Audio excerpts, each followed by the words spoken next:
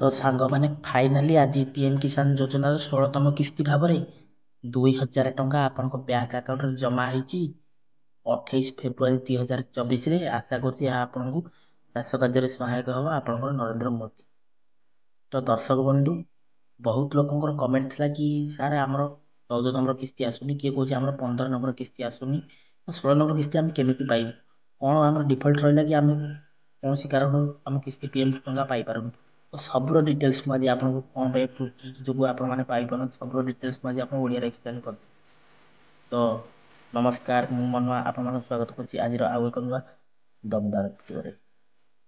ତ ତା ପୂର୍ବରୁ ଆପଣମାନଙ୍କୁ ଗୋଟେ ଛୋଟିଆ ରିକ୍ୱେଷ୍ଟ କି ଆପଣମାନେ ଯଦି ପ୍ରଥମ ଥର ପାଇଁ ଆମ ଚ୍ୟାନେଲକୁ ଭିଜିଟ୍ କରୁଛନ୍ତି ତାହେଲେ ଏବେ ଭିଡ଼ିଓକୁ ଗୋଟେ ଲାଇକ୍ କରିଦିଅନ୍ତୁ। ଆମ ମନୁଆ ମନି ରେଡ଼ି ଚ୍ୟାନେଲକୁ ସବସ୍କ୍ରାଇବ୍ କରି ପାଖରେ ଆସୁଥିବା ଘଣ୍ଟି ବଟନ ଅଲ୍ରେ ସିଲେକ୍ସନ୍ କରିବାକୁ ଜମାରୁ ଭୁଲିବେ। ତ ଲେଟ୍ସ ଷ୍ଟାର୍ଟ, ଡେରି କାହିଁ କରିବା, ଚାଲନ୍ତୁ ଏବେ ଆରମ୍ଭ କରିବା ଡିଟେଲ୍ସ। ତ ମାନ୍ୟବର ପ୍ରଧାନମନ୍ତ୍ରୀ ନରେନ୍ଦ୍ର ମୋଦି 28 ଫେବୃଆରୀ 2024ରେ ପିଏମ୍ କିଷାନର 16ତମ କିସ୍ତି ମୁକ୍ତ କରିବେ ବୋଲି ସ୍ପଷ୍ଟ କରିଦେଇଛନ୍ତି ଏବଂ କରି ବି ସାରିଛନ୍ତି। ଯଦି ଆପଣଙ୍କର କୌଣସି କମ୍ପ୍ଲେନ୍ ହୁଏ ତାହେଲେ ଆସିଛି କି ନ ଆସିଛି ଆପଣ ପିଏମ୍ କିଷାନ ହେଲ୍ପଲାଇନ୍ ନମ୍ବର ଯାହାକି 155 261ରେ କଲ୍ କରିପାରିବେ। ତାର ଆଉ ଗୋଟେ ୱେବସାଇଟ୍ ନମ୍ବର ହେଉଛି 01124300606ରେ ବି ଆପଣ ମଧ୍ୟ କଲ୍ କରିପାରିବେ। ତ କ'ଣ ପାଇଁ ଆପଣଙ୍କର ପିଏମ୍ କିଷାନ ଟଙ୍କା ଆସୁନି ତାର ମୁଁ ଡିଟେଲ୍ସ ଆପଣଙ୍କୁ କହୁଛି। ପିଏମ୍ କିଷାନ ପଞ୍ଜୀକୃତ କୃଷକମାନେ KYC ହୋଇଛି ମାଣ୍ଡେଟାରୀ। ଆପଣମାନେ ଜାଣିପାରିଥିବେ କି 6 ମାସ ତଳେ KYCଟା କଟିଯାଏ। ତ ସେଥିପାଇଁ ଆପଣଙ୍କୁ ପିଏମ୍ କିଷାନ ଅଫିସିଆଲ୍ ପୋର୍ଟାଲ ଯାଇ OTP ଆଧାରିତ ମୋବାଇଲ୍ ନ ଦେଇ KYC ଅପଡେଟ୍ କରିବାକୁ ପଡ଼ିବ। ବାଧ୍ୟତାମୂଳକ ଲେଖା ହେଇଛି ମାଣ୍ଡେଟାରୀ। କିମ୍ବା ନିକଟତମ CSC କେନ୍ଦ୍ରରେ ବାୟୋମେଟ୍ରିକ୍ ଆଧାରିତ KYC ଆପଣ ଯୋଗ କରିବାକୁ ପଡ଼ିବ। କମ୍ପ୍ଲିଟ୍ କଲେ ଆପଣଙ୍କ ଟଙ୍କା ଆପଣ ଫେରି ପାଇବେ। ନାଇଁ ତ ଆପଣଙ୍କର କିଛି ଲୋକଙ୍କର ଟଙ୍କା ଆଧାର ବେସ୍ ଦ୍ୱାରା ଆଧାର ଆକାଉଣ୍ଟରେ ବି ପଇସା ଯାଇଥାଏ। ଏଇଟା ଅଟୋ ଡେବିଟ୍, ଯେହେତୁ ଅଟୋ ଡେବିଟ୍ରେ ପଠାଯାଉଛି ଯାହାକି ଆପଣଙ୍କ ଟଙ୍କା ଆପଣଙ୍କୁ 2-3 ଦିନ ଲାଗିବ ପହଞ୍ଚିବା ପାଇଁ। ଖୁବ୍ ଜଲ୍ଦି ମଧ୍ୟ ଆପଣଙ୍କ ପାଖରେ ପହଞ୍ଚିଯିବ, ଟିକେ ଅପେକ୍ଷା କରନ୍ତୁ। କି ଆଉ ଯେଉଁମାନଙ୍କର ନ ପହଞ୍ଚୁଛି ଆପଣ ତୁରନ୍ତ KYC କମ୍ପ୍ଲିଟ୍ କରନ୍ତୁ। ଆପଣଙ୍କ ବ୍ୟାଙ୍କରେ ଥିବା ଆକାଉଣ୍ଟରେ ତାକୁ ମଧ୍ୟ KYC କମ୍ପ୍ଲିଟ୍ କରନ୍ତୁ। ଆଉ କିଛି ଲୋକଙ୍କର କମ୍ପ୍ଲେନ୍ ଆସିଛି କି ସାର୍ ଆମର ପିଏମ୍ କିଷାନ ଯୋଜନା ଟଙ୍କାର ମେସେଜ୍ ଆସିଥିଲା କିନ୍ତୁ ପଇସା ଯୋଗ ହେଉନି ଆକାଉଣ୍ଟ।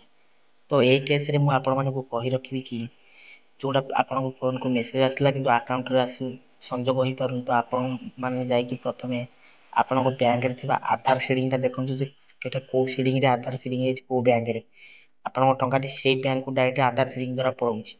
ଆପଣ ସେଟା ଚେକ୍ କରିବାକୁ ଆପଣମାନଙ୍କୁ ମୁଁ ଅନୁରୋଧ କରୁଛି।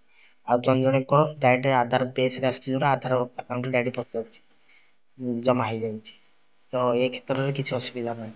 ତ ଆଉ କିଛି ଲୋକ କହୁଛନ୍ତି ଆମର ପ୍ରାୟ ଆସୁନି, ଅଟିକି ରହୁଛି, ପେଣ୍ଡିଂ ରହୁଛି। ତ ଆପଣମାନଙ୍କୁ ମୋର ଅନୁରୋଧ କି ଆପଣମାନେ ଯାଇ ତୁରନ୍ତ CSC କେନ୍ଦ୍ରରେ ହେଉ କି ଆପଣ ଅନଲାଇନ୍ କେନ୍ଦ୍ରରେ ହେଉ ଯାଇକି ତୁରନ୍ତ ପିଏମ୍ କିଷାନ ଅଫିସିଆଲ୍ ୱେବସାଇଟ୍ରେ ଯାଇ ଆଧାର KYCଟା କମ୍ପ୍ଲିଟ୍ କରିନିଅନ୍ତୁ। ଆଉ ବ୍ୟାଙ୍କ ଆକାଉଣ୍ଟରେ ବି KYCଟା କମ୍ପ୍ଲିଟ୍ କରିନିଅନ୍ତୁ। ଟିକେ ପଠାଯାଉଛି। କାହିଁକି ନା ମୁଁ ଏଇଠି ଦର୍ଶକ ବନ୍ଧୁ ଆପଣମାନଙ୍କୁ ଗୋଟେ ଛୋଟିଆ କଥା କହି ରଖିବି କି ଆଧାର ବେସ୍ରେ ଆକାଉଣ୍ଟ ହୋଇଥାଏ, ଯେଉଁ ଫାଷ୍ଟ ଆକାଉଣ୍ଟଟି ସେଇଟା ଆଧାର ନମ୍ବରରେ ହୋଇଥାଏ, ସେଇଟା ଆଧାର ବେସ୍ ଦ୍ୱାରା ଆସିଥାଏ ଟଙ୍କା। ଆଉ ଯେଉଁଟା ବ୍ୟାଙ୍କ KYC କମ୍ପ୍ଲିଟ୍ ନଥିଲେ, ଯାହାକି ସରକାରଙ୍କ ତରଫରୁ ଆସୁଥିବା ଅଟୋ ଡେବିଟ୍ ଟଙ୍କାଟା ଆକାଉଣ୍ଟରୁ KYC କମ୍ପ୍ଲିଟ୍ ନଥିଲେ ଯାହାକି ଟଙ୍କାଟା ସଂଯୋଗ ହୋଇପାରିନି ବା ଆସିପାରିନି। ଆପଣଙ୍କୁ ସେଥିପାଇଁ ମୋର ଛୋଟିଆ ରିକ୍ୱେଷ୍ଟ କି ଅନୁରୋଧ କି ଆପଣ ତୁରନ୍ତ ଆପଣଙ୍କର ଥିବା ଆଧାର ସିଡ଼ିଂ ଆକାଉଣ୍ଟକୁ ଚେକ୍ କରିନିଅନ୍ତୁ ବ୍ୟାଙ୍କରେ କେଉଁଠି ଅଛି। ଆଉ କିମ୍ବା ଦ୍ୱିତୀୟରେ ଆଧାର ଆକାଉଣ୍ଟ ନମ୍ବରରେ KYC କମ୍ପ୍ଲିଟ୍ କରାଇ ନିଅନ୍ତୁ। ତ ଆପଣମାନେ ଶୀଘ୍ର 16ତମ କିସ୍ତି ଟଙ୍କା ପାଇପାରିବେ। ଆପଣଙ୍କର ଯେଉଁ ଆଧାର ମୋବାଇଲ୍ ନମ୍ବର ଦେଇ ସେ OTP KYC କମ୍ପ୍ଲିଟ୍ କରିଦିଅନ୍ତୁ। ନାହିଁ ତ ନିକଟତମ CSC କେନ୍ଦ୍ରକୁ ଯାଇକି KYC ଅପଡେଟ୍ କରିବାକୁ ଆପଣ କରାଇ ନିଅନ୍ତୁ। ତ ଆଜିର ଲେଟେଷ୍ଟ କରିବେ। ତ ଯେଉଁମାନେ ପାଇଛନ୍ତି, ଯେଉଁମାନେ ନ ପାଇଛନ୍ତି ତାକୁ ଅଟୋ ଡେବିଟ୍ ଯେହେତୁ ଛଡ଼ା ହେଇଛି 28 ତାରିଖରେ, ତା 2-3 ଦିନ ଭିତରେ ଆପଣଙ୍କ ପାଖରେ ପହଞ୍ଚିଯିବ।